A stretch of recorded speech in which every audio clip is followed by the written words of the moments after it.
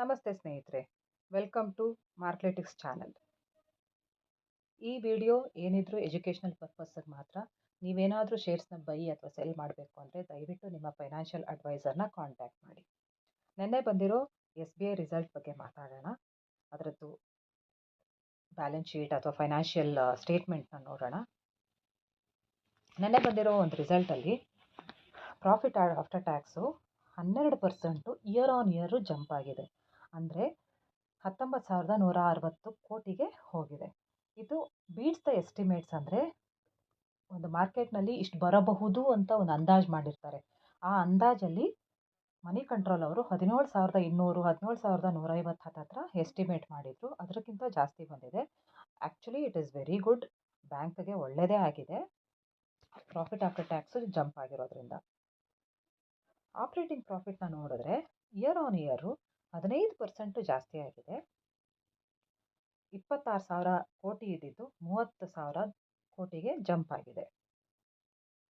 ಅದೇ ಆಪ್ರೇಟಿಂಗ್ ಪ್ರಾಫಿಟ್ನ ನಾವು quarter on quarter ನೋಡಿದ್ರೆ, ಅಂದರೆ ಮಾರ್ಚ್ ಎಂಡದ ಕ್ವಾರ್ಟರ್ ನೋಡಿದ್ರೆ, January to March quarter end ನೋಡಿದ್ರೆ 2.5% ಕಮ್ಮಿ ಆಗಿದೆ. 31,286 ಕೋಟಿ ಇದ್ದಿದ್ದು 30,544 ಕೋಟಿಗೆ ಇಳಿದಿದೆ.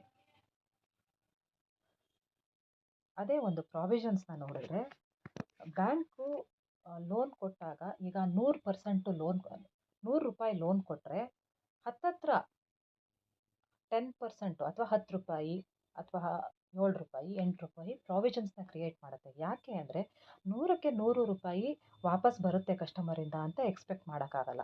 ಆ ಪ್ರಾವಿಷನ್ಸು ಬ್ಯಾಡ್ ಡೆಟ್ಟು ಆಗಬಹುದು ಅಥವಾ ರಿಕವರಿನೂ ಆಗ್ಬೋದು. ಅದು ಫ್ಯೂಚರಲ್ಲಿ ಗೊತ್ತಾಗುತ್ತೆ ಅದೇನಾಗುತ್ತೆ ಅಂತ.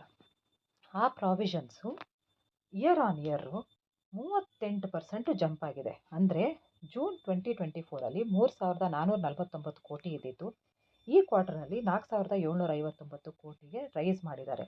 ಅಂದ್ರೆ ಅರ್ಥ, ಕಂಪನಿ ಅಥವಾ ಒಂದು ಬ್ಯಾಂಕು ಬ್ಯಾಡ್ ಡೆಟ್ಸ್ನ ಅಥವಾ ಪ್ರಾವಿಷನ್ಸ್ ಜಾಸ್ತಿ ಆಗ್ಬೋದು ಅನ್ನೋ ಒಂದು ಥಾಟ್ಸಲ್ಲಿ ಅದನ್ನು ಕ್ರಿಯೇಟ್ ಮಾಡಿರ್ತಾರೆ. ಬಟ್ ಕ್ವಾರ್ಟರ್ ಆನ್ ಕ್ವಾರ್ಟರ್ ನೋಡಿದ್ರೆ 26% ಕಮ್ಮಿ ಮಾಡಿದ್ದಾರೆ provisions, which is very good for the companies, which is very good for the SBI.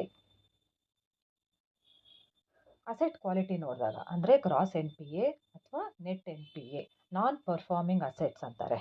ಆ ನಾನ್ ಪರ್ಫಾರ್ಮಿಂಗ್ ಅಸೆಟ್ನ ನೋಡಿದಾಗ ಗ್ರಾಸ್ NPAದಲ್ಲಿ ನೋಡಿದ್ರೆ ಜೂನ್ 24 ಟು ಜೂನ್ 25, ಅಂದರೆ ಇಯರ್ ಆನ್ ಇಯರ್ ನೋಡಿದಾಗ NPA 7.5%, ಹತ್ತತ್ರ 7.35% ಕಮ್ಮಿ ಆಗಿದೆ.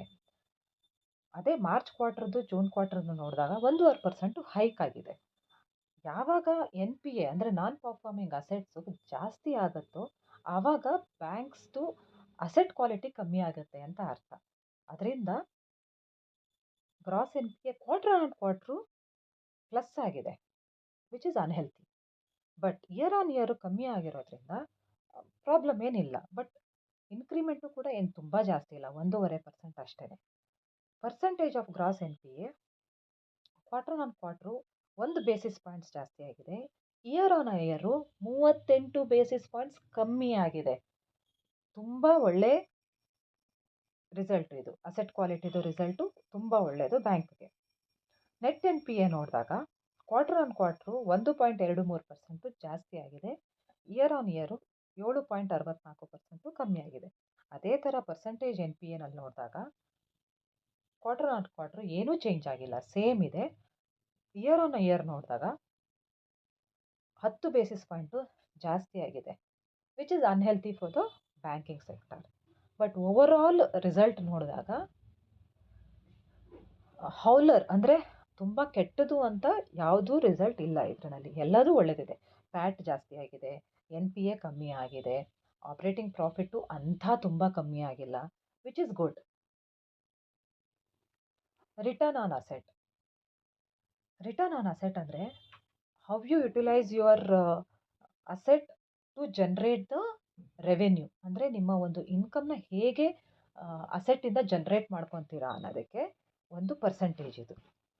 ಇಯರ್ ಆನ್ ಇಯರ್ ನೋಡಿದ್ರೆ 4 ಬೇಸಿಸ್ ಪಾಯಿಂಟು ಜಾಸ್ತಿ ಆಗಿದೆ. ಕ್ವಾರ್ಟರ್ ಆನ್ ಕ್ವಾರ್ಟರ್ ನೋಡಿದ್ರೆ 2 ಬೇಸಿಸ್ ಪಾಯಿಂಟು ಜಾಸ್ತಿ ಆಗಿದೆ. ಒಳ್ಳೆ ಒಂದು ರಿಸಲ್ಟ್ ಇದು. ಲೋನ್ಸು ಡೆಪಾಸಿಟ್ಸು ಬ್ಯಾಂಕ್ದು ಒಂಥರ ಹೃದಯ ಇದ್ದಂಗೆ. ಲೋನ್ಸ್ ಅಂದರೆ ಬ್ಯಾಂಕು ನಮಗೆ ಈಗ ಪರ್ಸನಲ್ ಲೋನ್ ಇರ್ಬೋದು, ಮನೆ ಸಾಲ ಇರ್ಬೋದು, ಅಥವಾ ಒಂದು ಕೃಷಿ ಸಾಲ ಇರ್ಬೋದು, ಅಥವಾ ಒಂದು ಮ್ಯಾನುಫ್ಯಾಕ್ಚರಿಂಗ್ ಸಾಲ ಇರ್ಬೋದು. ಯಾವುದೇ ಒಂದು ಸಾಲಗಳನ್ನ ಕೊಡ್ತಾರಲ್ಲ, ಅದು ಬ್ಯಾಂಕಿಂದ ಕೊಟ್ಟಾಗ ಎಷ್ಟು ಜಂಪ್ ಆಗಿದೆ. ಅದೇ ಅದರಲ್ಲಿ ಬರೋ ಒಂದು ಇಂಟ್ರೆಸ್ಟೇ ಅವ್ರಿಗೆ ಪ್ರಾಫಿಟ್ ಆಗಿರುತ್ತೆ. ಅದೇ ಒಂದು ಇನ್ಕಮ್ ಆಗಿರುತ್ತೆ. ಅದು ಇಯರ್ ಆನ್ ಇಯರು 12% ಜಾಸ್ತಿ ಆಗಿದೆ. ಡೆಪಾಸಿಟ್ ಕೂಡ 12% ಜಾಸ್ತಿ ಆಗಿದೆ. ಡೆಪಾಸಿಟ್ ಅಂದರೆ ಈಗ ಎಕ್ಸಾಂಪಲು ನಾವು ಫಿಕ್ಸ್ಡ್ ಡೆಪಾಸಿಟ್ ಇಡ್ತೀವಿ, ರೆಕರಿಂಗ್ ಡೆಪಾಸಿಟ್ ಇಡ್ತೀವಿ, ಅಥವಾ ಒಂದು ಸೇವಿಂಗ್ಸ್ ಅಕೌಂಟಲ್ಲಿ ಇಟ್ಟಿರ್ತೀವಿ. ಆ್ಯಂಡ್ ವೇರಿಯಸ್ ಬಾಂಡ್ಸ್ಗಳನ್ನ ಕೊಡ್ತಾರೆ ಬ್ಯಾಂಕ್ಸು. ಆ ಬಾಂಡ್ಸ್ಗಳು ಅದ್ರದ್ದು ಅಮೌಂಟನ್ನ ತಗೊಂಡು ದೇ ಜನ್ರೇಟ್ ಅಂದರೆ ಲೋನ್ಸ್ನ ಕೊಟ್ಬಿಟ್ಟು ಇಂಟ್ರೆಸ್ಟ್ ಇನ್ಕಮ್ನ ತಗೊತಾರೆ. ಅದೇ ಅವ್ರದ್ದು ಒಂದು ಬಿಸ್ನೆಸ್ಸು. ಈಗ ರೀಸೆಂಟಾಗಿ SBI QAP 25,000 ಕೋಟಿದು QAP ರೈಸ್ ಮಾಡಿದ್ದಾರೆ. ಅದು ಏನಕ್ಕೆ ಅಂದರೆ ಬಿಸ್ನೆಸ್ ಡೆವಲಪ್ಮೆಂಟ್ಗೆ. ಬೇರೆ ಕಡೆ ಬ್ರ್ಯಾಂಚ್ ಓಪನ್ ಮಾಡೋದಿರ್ಬೋದು, ಅಥವಾ ನ್ಯೂ ಲೋನ್ಸ್ಗಳಿಗೋಸ್ಕರ ಇರ್ಬೋದು. ಅಂದರೆ ಒಂದು ಬ್ಯಾಂಕನ್ನ ಇಂಪ್ರೂವ್ ಮಾಡೋಕ್ಕೋಸ್ಕರ ಮಾಡಿರೋದಿದು. ನೆನ್ನೆ ರಿಸಲ್ಟ್ ಬಂದಾಗ SBIದು ಶೇರ್ದು ನೋಡಿದ್ರೆ ಪ್ರೈಸು 0.33% ಡೌನ್ ಆಗಿತ್ತು. ಬಟ್ ನೀವು ನೋಡಿ, ರಿಸಲ್ಟ್ ಬಂದಾಗ ಒಂದೇ ಸರಿ ಮಾರ್ಕೆಟು ಡೌನ್ ಆಯಿತು. 790 ರುಪೀಸ್ಗೇನೋ ಬಂತು. ನೋಡಿ ಅಲ್ಲಿ ಲೋ ಅಂತ ಇದೆಯಲ್ಲ, ಲೋನಲ್ಲಿ 790 ಇದೆ. ಬಟ್ ಮಾರ್ಕೆಟ್ ಕ್ಲೋಸ್ ಆಗೋ ಟೈಮ್ಗೆ ಆಲ್ಮೋಸ್ಟು ಓಪನ್ ಎಲ್ಲಾಗಿತ್ತು ಅಲ್ಲೇ ಕ್ಲೋಸ್ ಆಗಿದೆ. ಆಲ್ಮೋಸ್ಟ್ 1-2 ರೂಪಾಯಿ ಹೆಚ್ಚು ಕಮ್ಮಿ ಇದೆ ಅಷ್ಟೇ. 1 ಮಂತಲ್ಲಿ ನೋಡಿದ್ರೆ, 1 ಮಂತ್ದು SBIದು ಚಾರ್ಟ್ ನೋಡಿದ್ರೆ ಬರೀ 1% ಮಾತ್ರ ಕಮ್ಮಿ ಆಗಿದೆ. ಅದೇ 6 ಮಂತ್ಸ್ ನೋಡಿದ್ರೆ 9% ರಿಟರ್ನ್ಸ್ ಬಂದಿದೆ. SBIಯಲ್ಲಿ ನೀವು ಇನ್ವೆಸ್ಟ್ ಮಾಡಿದರೆ 9% ರಿಟರ್ನ್ ತಗೊತಾ ಇದ್ರಿ 6 ತಿಂಗಳ ಮುಂಚೆ ನೀವೇನಾದರೂ ಇನ್ವೆಸ್ಟ್ ಮಾಡಿದರೆ. ಅದೇ 1 ವರ್ಷದ ಮುಂಚೆ ಇನ್ವೆಸ್ಟ್ ಮಾಡಿದರೆ ಏನೂ ಅಂತ ರಿಟರ್ನ್ಸ್ ಇರಲಿಲ್ಲ. ಬರೀ 1% ಅಷ್ಟೇ. ಇನ್ಫ್ಲೇಷನ್ ಕೂಡ ರೀಚ್ ಆಗ್ತಾ ಇಲ್ಲ. ಈ ಒಂದು ರಿಟರ್ನ್ಸು ಇನ್ಫ್ಲೇಷನ್ ಕೂಡ ರೀಚ್ ಆಗ್ತಾ ಇಲ್ಲ. ನಮ್ಮ ಇನ್ಫ್ಲೇಷನ್ ಅರೌಂಡ್ 6.56 ಇದೆ. 6% ಬಂದಿಲ್ಲ ಅಂದರೆ ಆ್ಯಕ್ಚುಲಿ ಇನ್ಫ್ಲೇಷನನ್ನು ನಾವು ರೀಚ್ ಆಗದೇ ಇದ್ದಾಗ that is called a bad investment. 1 ಇಯರ್ದು ನೋಡಿದ್ರೆ ನಮಗೆ ಇನ್ಫ್ಲೇಷನ್ ಕೂಡ ರೀಚ್ ಆಗಿಲ್ಲ.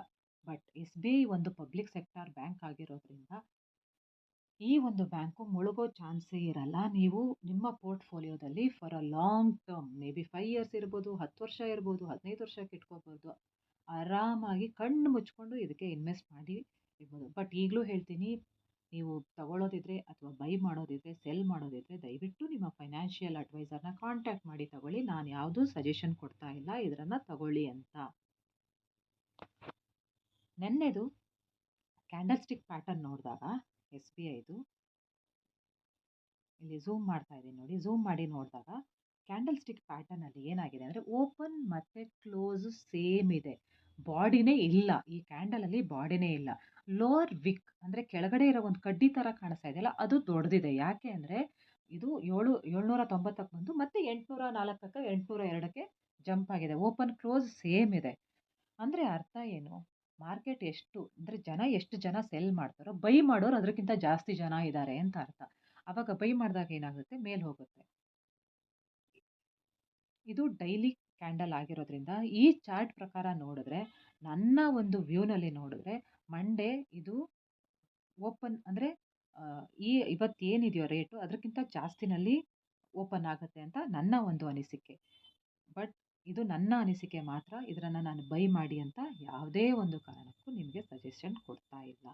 ನೀವೇನಾದರೂ ಬೈ ಅಥವಾ ಸೆಲ್ ಮಾಡೋಕ್ಕಿದ್ರೆ ದಯವಿಟ್ಟು ನಿಮ್ಮ ಒಂದು ಸ್ಟಡಿ ಇರಲಿ ಮತ್ತು ನಿಮ್ಮ ಫೈನಾನ್ಷಿಯಲ್ ಅಡ್ವೈಸರ್ದು ಒಂದು ಕಾಂಟ್ಯಾಕ್ಟ್ ಇರಲಿ. ಈ ವಿಡಿಯೋ ಇಷ್ಟ ಆಗಿದ್ದರೆ ದಯವಿಟ್ಟು ಕಮೆಂಟ್ ಮಾಡಿ, ಲೈಕ್ ಮಾಡಿ, ಸಬ್ಸ್ಕ್ರೈಬ್ ಮಾಡಿ. Thank you so much.